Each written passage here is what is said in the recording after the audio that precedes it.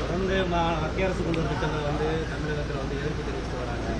அதே மாதிரி எதிர்ப்பு தெரிவித்தா மதுரை எய்ம்ஸ் மருத்துவமனை வந்ததுக்கும் எதிர்ப்பு தெரிவிச்சிருக்கணும்.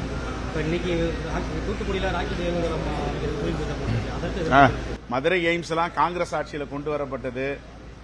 ஏவுகணை டாக்டர் மன்மோகன் சிங் ஏவுகணை தளம் அமைப்பதற்கு வித்திட்டது இவங்களா கொண்டு வந்தாங்க. அதெல்லாம் காங்கிரஸ் காலத்தில் போடப்பட்ட திட்டங்கள். இவர் நடைமுறைப்படுத்துறதுக்கு எவ்வளவு 10 ஆண்டுகள் ஆகிப்போச்சு. இப்ப எய்ம்ஸ் வந்துருச்சா? திறந்துட்டோமா? நம்ம இங்க 2014க்கு முன்னாடி கொண்டு வந்த திட்டம் அது.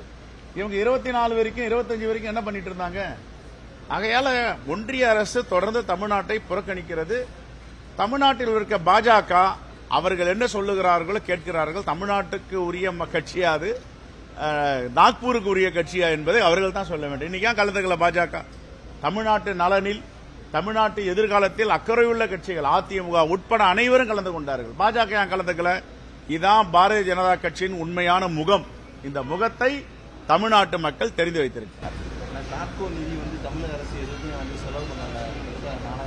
450 கோடி ரூபாய் வரைக்கும் சொல்றது யாருங்க? இதுதான் இல்ல, அது வெள்ளை அறிக்கை கொடுக்க சொல்லுங்க. இப்ப நிதியே கிடையாதுங்க. எந்த நிதி இருந்தாலும் செலவு பண்ண தயாரா இருக்காங்க. 10 ஆண்டுகளுக்கு முன்னாடி நிதி ஆதாரத்தை எல்லாத்தையும் சுரண்டி எடுத்துட்டு போயிட்டாங்க. கடன் வாங்கி செலவு செய்கிற நிலையில தான் ஒரு நிதி மேலாண்மையோட மாண்பு முதலமைச்சர் திறமையாக ஆட்சியை நடத்தி கொண்டிருக்கிறார். நன்றி.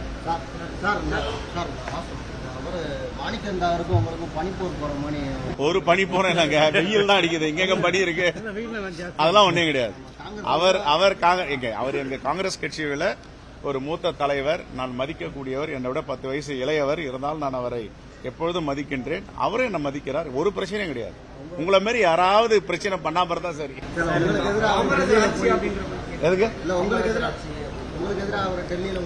ஒண்ணுமே முகாம் இல்லையே? ஒண்ணுமே இல்லையே. இந்த ராணுவமா முகாம் இருக்கு? ராணுவம் தான் முகாம் விடுவாங்க ஒரு நாட்டை எதிர்ப்பதற்கு. இங்க ஒரே நாடு, ஒரே கட்சி, ஜனநாயகத்துக்கு உட்பட்டு இருக்கும். அது மாதிரிலாம் ஒண்ணுமே இல்லை.